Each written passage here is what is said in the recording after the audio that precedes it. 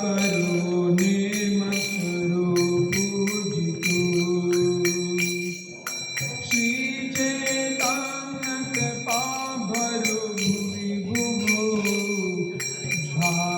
भारवंतार को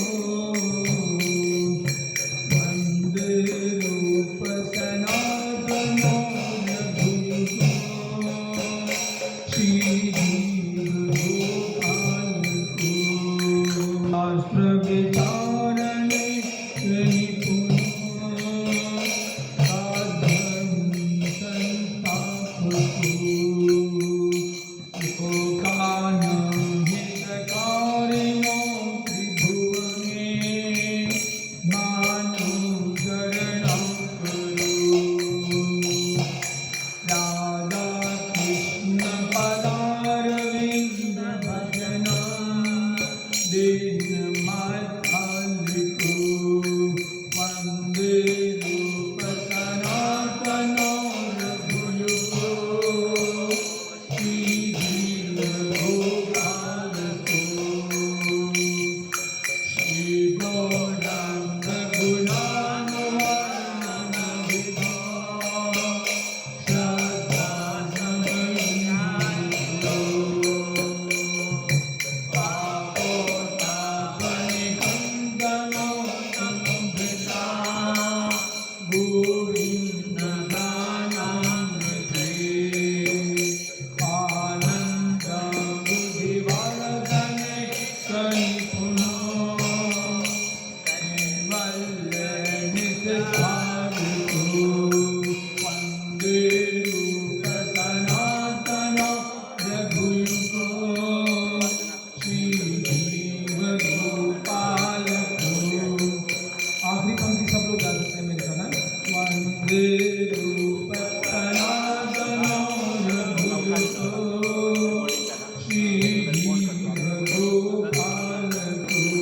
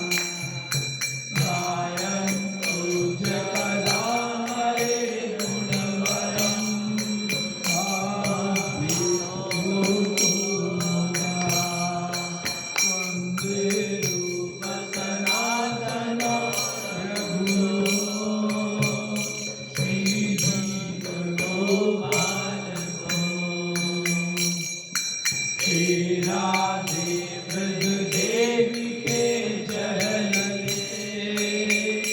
हे नंद सुनो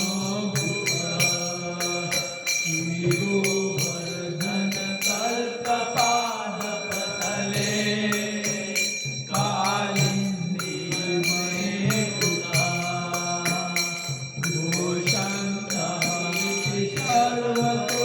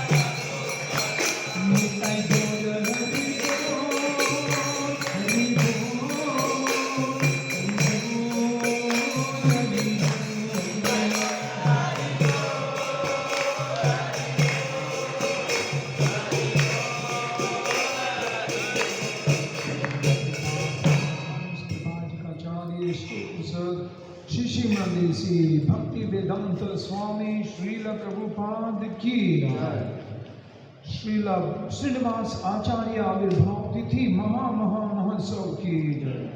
श्रील परमेश्वरी दास ठाकुर आविर्भाव तिथि महा महोत्सव की जय। श्रील राधा रमन देव आविर्भाव तिथि महा महोत्सव की जय। श्री कृष्ण झूलन यात्रा महा महोत्सव की जय।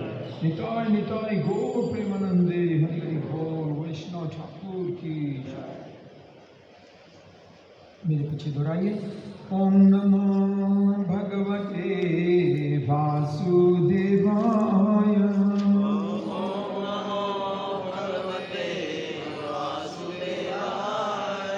ओम नमो भगवते वासुदेवाय।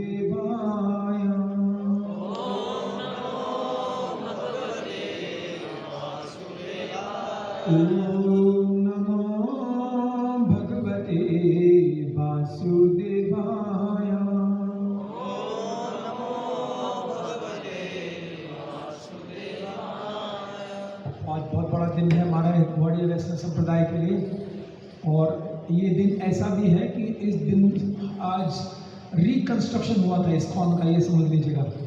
क्योंकि बीच पहले श्री चैतन्य आए, श्री चैतन्य महाप्रभु के बाद उनके डिसाइपल्स आए, 6 गोस्वामी आए, लेकिन उसके बाद बीच में गैप आ गया था, बहुत बड़ा गैप आया था बीच में। ऐसा कोई सन्यासी प्रकट नहीं हुआ था कि इस आंदोलन को आगे बढ़ाया जा सके, और काफ़ी डेप्थ में गया था ये गैप। प्रचारक नहीं था, सन्यासी तो थे लेकिन प्रचारक नहीं थे उस दौरान बीच में। तो फिर भगवान ने अपनी एक शक्ति जिसका नाम था श्रीनिवास आचार्य, उनको भेजा इस संसार में। तो श्रीनिवास आचार्य के विषय में आज डिटेल में चर्चा करने का प्रयास करेंगे, क्योंकि माधवेंद्रपुरी के विषय में तो हमने खूब सुना होगा और सुन भी रहे होंगे अभी, है ना, क्योंकि अभी चल रही है क्या, चंदन यात्रा चल रही है। तो चंदन यात्रा में माधवेंद्रपुरी की लीला तो हमने बहुत सुनी है कि वो इतने विनम्र थे, भगवान उनके 3 बार सपने में भी आए और भगवान ने उनको सेवा भी दी, और वो पैदल चले और किस तरह लौटे, किस तरह उनके लिए खीर का चोरी किया, भगवान चोर बन गए अपने भक्त के लिए। तो ये सब लीला माधवेंद्रपुरी के विषय में है। तो उनके चरणों में हम प्रणाम करते हुए प्रार्थना करते हैं कि महाराज, ऐसा ऐसी महाराज हमें आशीर्वाद दो कि हम ठीक से भगवान श्री कृष्ण की सेवा में जुड़ पाएँ। और उसके बाद परमेश्वरी दास ठाकुर का भी आज उत्सव है। आज उनका आविर्भाव है या तिरुभाव है? तिरुभाव है, देखना एक बार, क्योंकि आज बहुत सारे उत्सव हैं। तिरुभाव है परमेश्वरी दास ठाकुर, राइट। सो परमेश्वरी दास के विषय में बहुत संक्षिप्त सूचना मिलती है, बहुत सुंदर सूचना है, लेकिन जो भी थोड़ी है वो भी बहुत सुंदर है। लिखा है कि परमेश्वरी दास का केवल नाम लेने मात्र से, अगर कोई ये बोले परमेश्वरी दास ठाकुर की जय, इस करने मात्र से उसे कृष्ण प्रेम अति सुलभ हो जाएगा। केवल इतना बोल दो बस, परमेश्वरी दास ठाकुर की जय, इतना बोलने से भी उसे लाभ मिलेगा। और फिर ये बताया गया है कि इन्होंने एक बहुत बड़ी सेवा की थी। आप में से कौन कौन गए राधा गोविंद मंदिर? राधा गोविंद मंदिर अपने जो वृंदावन में है, वहाँ पर जो राधा रानी है ये परमेश्वरी दास ठाकुर लेकर आए थे। इसे नित्यानंद प्रभु की जो पत्नी थी जानवा माता, इनके हाथ भेजा था कि जाओ वृंदावन में स्थापित कर देना। तो आज हम दर्शन करते हैं, देखिए अपनी आंखों से, है ना। इसलिए कहा गया है जो गौड़ ये श्री चैतन्य चरितामृत ग्रंथ है उसका मूर्तिमान रूप अगर कहीं देखना है तो क्या है, हमारे हरे कृष्णा के मंदिर। नहीं तो किताबों में सब लिखा था, आज हम जाकर के आंखों से देख सकते हैं। राधा गोविंद मंदिर है अभी भी वृंदावन में, तो वहाँ राधा रानी भी है। तो ये लेकर कौन आए थे? परमेश्वरी दास ठाकुर यहाँ पर आकर के उनकी स्थापना कराई। और तो परमेश्वरी दास ठाकुर हैं कौन? बताया गया ये नित्यानंद प्रभु के 12 जो गोपाल हैं उनमें से एक है अर्जुन नाम के 12 सखा हैं। ये वो अर्जुन नहीं, ये कौन से वाले अर्जुन है? 12 गोपाल में एक अर्जुन नाम के सखा हैं। तो ये इस चैतन्य लीला में आते हैं परमेश्वरी दास ठाकुर के नाम से। इनकी समाधि कहाँ है? इनकी समाधि है 64 समाधि एरिया राधा गोविंद मंदिर के ठीक सामने, ठीक है। तो वहाँ पर इनका मिलता है समाधि। आप जाएं कभी भी तो दर्शन करना चाहिए हमेशा। और अब चर्चा करते हैं, हमने कितनी चर्चा कर ली? 3 लोगों की चर्चा कर दी एकदम संक्षिप्त में, हाँ। माधवेंद्रपुरी, परमेश्वर दास ठाकुर और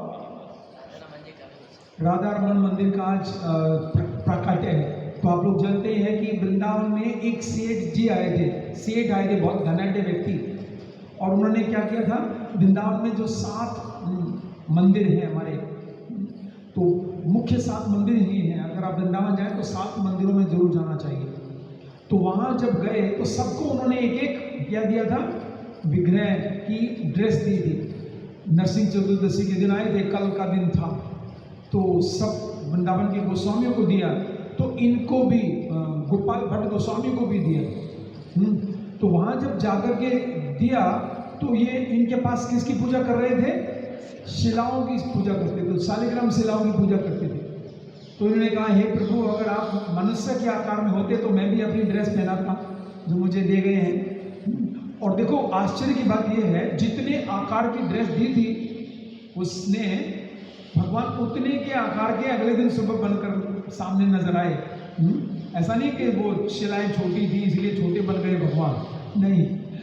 क्या हुआ, जितनी आकार की ड्रेस दी थी उन्होंने प्रार्थना की, हे प्रभु, अगर आप तो खंबे से प्रकट हुए थे नरसिंह चतुर्दशी के दिन, अगर आप चाहो तो शिलाओं से प्रकट हो जाओ, तो मैं भी आपको अच्छी तरह से क्या करूं, आपकी पूजा करूं, भोग लगाऊं, सब सेवा करूं। तो जब रात में सो गए ये बात बोलकर, सुबह उठे तो देखते हैं बहुत ही सुंदर, आकर्षित, इतना सुंदर विग्रह उनको नजर आया। और उनका नाम रखा गया। वृंदावन के गोस्वामी आए वहां पर, उन्होंने इनका नाम दिया क्या? राधा रमन देव भगवान की जय।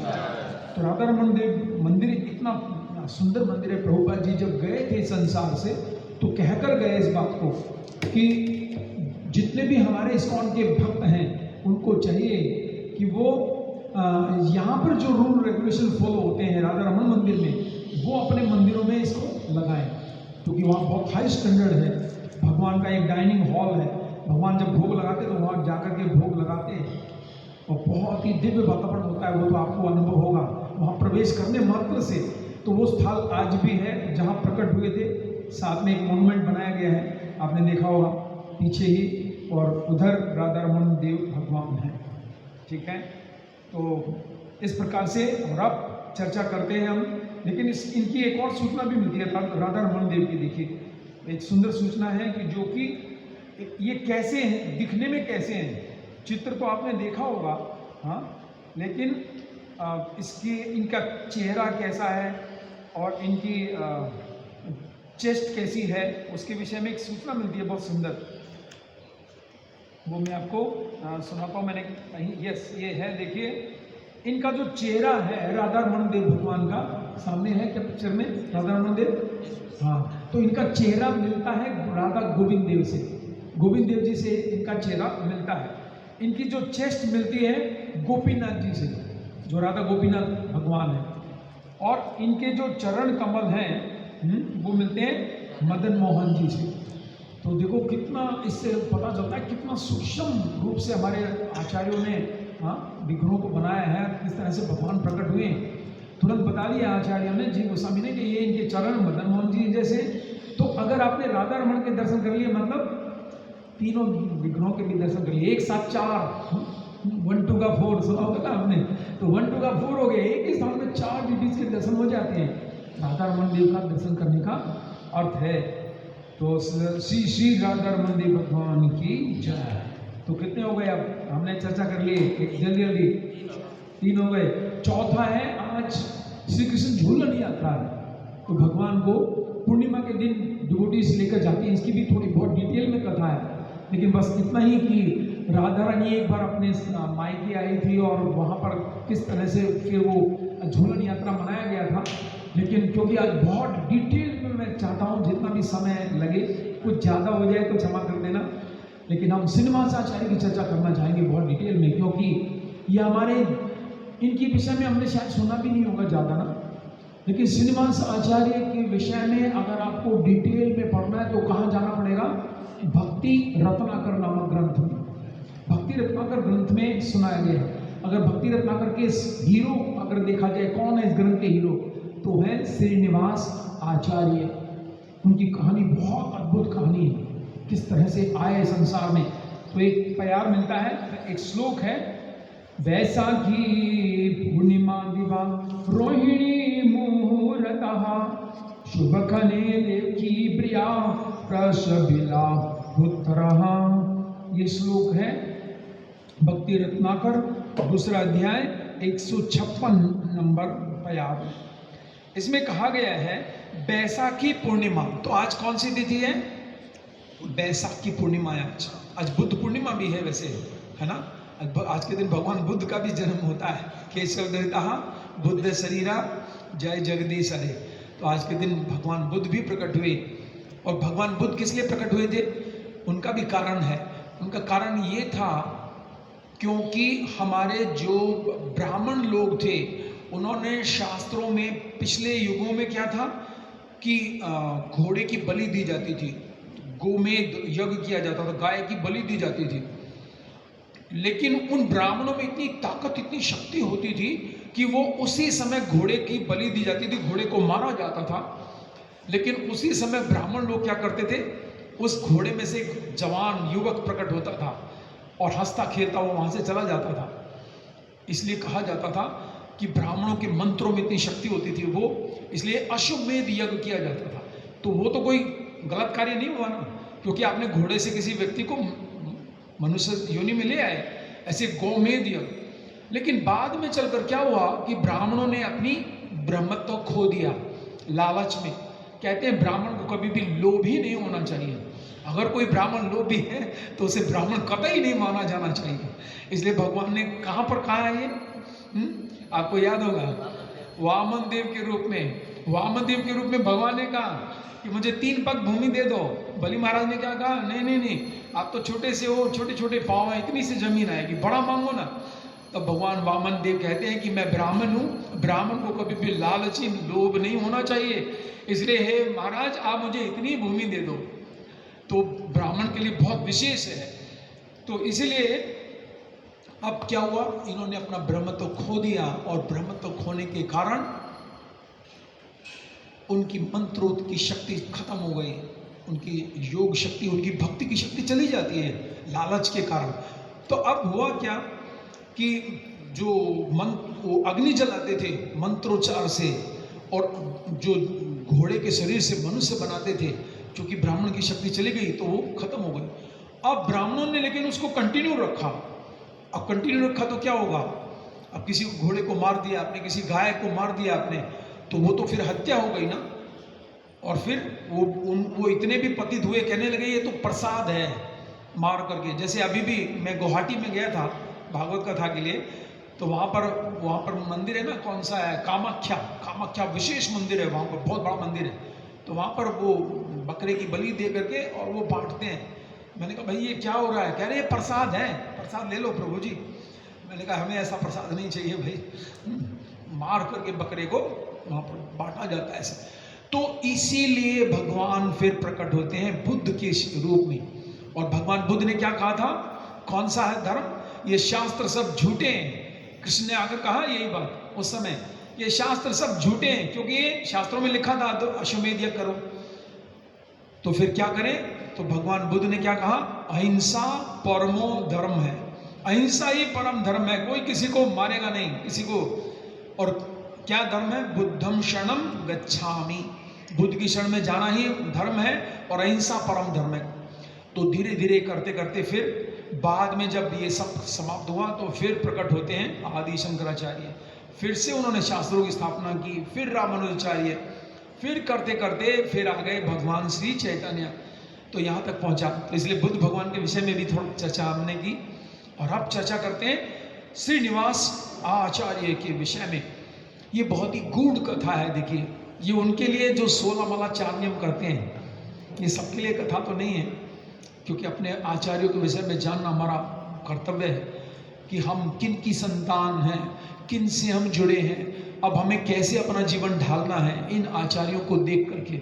हो सकता है हमें लाखों कमियां होंगी, लेकिन इन आचार्यों को सुन करके हमें अपने आप को शुद्ध बनाना है। तो इसलिए ये प्यार है, बैसाखी पूर्णिमा दिवा रोहिणी मुहूर्त, शुभ खने लखी प्रिया प्रभु शबीला पुत्र। इनकी कहानी यहाँ से शुरू होती है कि जब श्री चैतन्य महाप्रभु का संन्यास होना था, वहाँ से इनकी कथा शुरू होती है, इनका जन्म शुरू होता है। श्री चैतन्य महाप्रभु का संन्यास होना था कटवा में। कटवा में आप गए होंगे ना, कटवा मैं गया था एक बार। एक ऐसे वो सरदार जी थे पहले, तो बाद में वो इस्कॉन में आ गए, तो हमने उनका भी क्या करना था, मुंडन कराना था। तो भगवान चैतन्य जब संन्यास ले रहे थे तो कटवा में गए थे और उनके केश को काटा जाना था। जब भगवान श्री कृष्ण हो सोचो और उनके केस काटे जाएं तो कौन ये कार्य कर सकता है। बहुत ही रेशमी केस, घुंघराले केस भगवान श्री चैतन्य के। और जितने भी नाई वहाँ पर आए हेयर कटिंग के लिए, सबने देखा, कहने के नहीं नहीं नहीं नहीं, इन केसों को हम नहीं काट सकते, इनको तो रखा जाना चाहिए।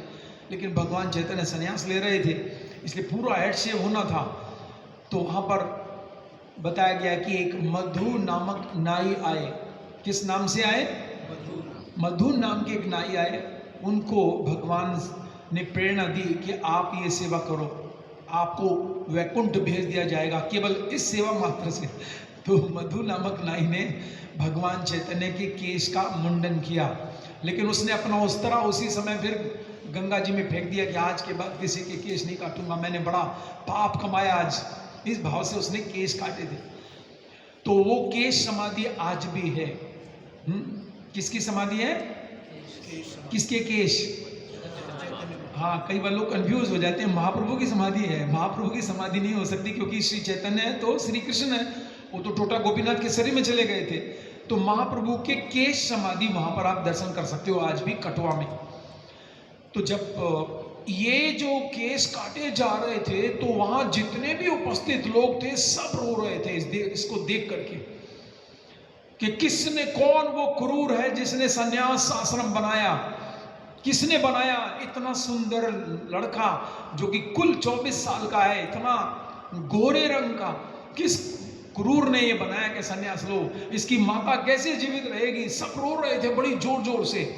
तो वहां पर दो पति पत्नी पहुंच गए जिनका नाम था, पहले नाम कुछ था बाद में बदला गया, गदाधर भट्टाचार्य। आप लोग दोहराते रहिए, क्या नाम था? और माता का नाम था लक्ष्मी प्रिया। इसमें कहा गया ना लक्ष्मी प्रिया, बंगाली में लक्ष्मी बोलते हैं लक्ष्य को, है ना। तो माता का नाम था लक्ष्मी प्रिया।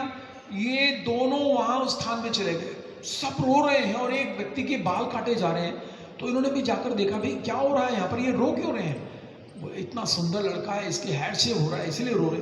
तो इन्होंने भी जब देखा तो ये भी रो, दोनों बिलखने लगे, क्रंदन करने लगे, ये भी रोने लगे, बहुत जोर जोर से रोने लगे। और भगवान जो हैं उस समय पर उपस्थित थे। तो भगवान बड़े आकर्षित हुए इन दोनों से। जय श्री श्री राधा मदन गोपाल देव भगवान की जय, श्री श्री गौर निताय देव भगवान की जय। ये दोनों पति पत्नी आए थे कहां से? भगीरथ किनारे चाखंडी नामक गांव है, श्रीखंडा। आप आज भी अगर मायापुर जाओ तो पास में ही पड़ता है वहां से, श्रीखंडा नामक गांव, वहां पर रहते थे। और ये आए थे, ये केवल इस दृश्य को देखने के लिए। बताया गया है वहां पर जब ये स्थिति चल रही थी तो मनुष्य ही नहीं रो रहे थे, साथ में पेड़ पौधों पर जो पक्षी चिड़िया बैठी थी वो भी सब रो रही थी। जितने जीव जंतु पक्षी सब रो रहे थे। भगवान संन्यास लेने चले हैं, भगवान संसार का त्याग करने चले हैं। और उनकी पत्नी कितने साल की थी? कुल 16 वर्ष की थी। माता सची जो कि विधवा थी वो भी रो रही थी, केवल शरीर को धारण की थी। तो भगवान ने जब इस दृश्य को देखा कि दो पति पत्नी आए हैं, अभी आए हैं, पहली बार आए हैं, तो दोनों रो रहे हैं बहुत जोर जोर से। तो भगवान ने उन्हें पास में बुलाया। जब भगवान का संन्यास हो गया, भगवान का नाम क्या मिला? श्री कृष्ण चैतन्य। तो जब केशव भारती जी ने ये कहा कि आज से इस बालक का नाम होगा श्री कृष्ण चैतन्य, तो इनके जो पिताश्री थे गंगाधर भट्टाचार्य रोते रोते बस एक ही बात बोल रहे थे, श्री कृष्ण चैतन्य। आप लोग बोलिए श्री कृष्ण चैतन्य, श्री कृष्ण चैतन्य। तो भगवान ने इनको पास बुलाया, इधर आओ, तुम्हारा नाम क्या है? तो उन्होंने बताया गंगाधर भट्टाचार्य। भगवान ने पहले दीक्षा ली और इनको पहले दीक्षा दे दी, दीक्षा ली और दीक्षा दे दी आगे। भगवान बोले आज से तुम्हारा नाम गंगाधर भट्टाचार्य नहीं, आज से तुम्हारा नाम चैतन्य दास होगा। देखिए उसी समय भगवान ने इनिशिएट कर दिया इनको। और भगवान ने ऐसी भी प्रेरणा दी कि आगे चल करके जो मेरा आंदोलन आगे चलेगा, जब भी इसमें कोई संकट आएगा तो आपका एक संतान होगी, आपको एक पुत्र उत्पन्न होगा। जबकि इन दोनों पति पत्नी ये ऐसे एकमात्र पति पत्नी हैं, इनकी इच्छा थी कि हमारे घर में कोई संतान नहीं होनी चाहिए, क्योंकि हमारा सारा समय तो उसमें चला जाएगा, पालने में, पोसने में, पढ़ाने में। हम तो पति पत्नी इसलिए बनेंगे ताकि भगवान की सेवा अच्छे से हो सके। देखिए हमारे हरे कृष्ण आंदोलन में ऐसे भी हैं, लोग हैं, कई आपको ऐसे मिलेंगे जिनका विवाह हुआ लेकिन संतान नहीं होती। क्यों? क्योंकि वो सेवा में जुड़ना चाहते हैं पूरा पूरा। कह रहे संतान होगी तो उसके झंझटों में पड़े रहेंगे, आज इसका नाम लिखवाना है, आज इसकी पीटीएम में जाना है, आज इसको इंजेक्शन लगना है, इसी चक्कर में मैं पड़ा रहूंगा। तो इनकी इच्छा नहीं थी कि घर में कोई भी पुत्र पुत्री हो, केवल भगवान की सेवा के लिए हम दोनों ने विवाह किया है। अब हुआ क्या? भगवान क्या बोले? हे चैतन्य दास, तुम्हारे घर में एक संतान उत्पन्न होगी। दोनों डर गए, अरे हमने तो संतान चाहिए नहीं थी, लेकिन वो संतान ऐसी होगी जो मेरा आंदोलन सारे संसार में फैलाने में सहायक होगी और उसका नामकरण भी कर दिया, उसी समय नाम बता दिया, बेटा हो तो उसका नाम रखना श्रीनिवास। क्या नाम रखना? श्रीनिवास उसका नाम रखना। श्रीनिवास का मतलब क्या है? श्री का मतलब लक्ष्मी। और लक्ष्मी कहाँ रहती है? भगवान के चरणों में। इसका मतलब है भगवान के चरण। ये भी एक अभय चरण ही हो गया, प्रभुपाद। तो ये नाम रखना। अब दोनों पति पत्नी घर में आ गए, दोनों कहने लगे लेकिन भगवान ने आज्ञा दी है हमें, उस सन्यासी ने हमें आज्ञा दी है। तो बड़े ही भक्ति भाव से दोनों ने भगवान से प्रार्थना की, हे प्रभु अगर हमारे घर में अगर कोई संतान आए तो फिर आपका ही दास होना चाहिए। इसलिए सच्ची माँ कहलाती है वो माँ जिसका बेटा भगवान का भक्त होता है। नहीं तो भगवान चैतन्य बोलते हैं, अपनी माता को खुद बोलते हैं,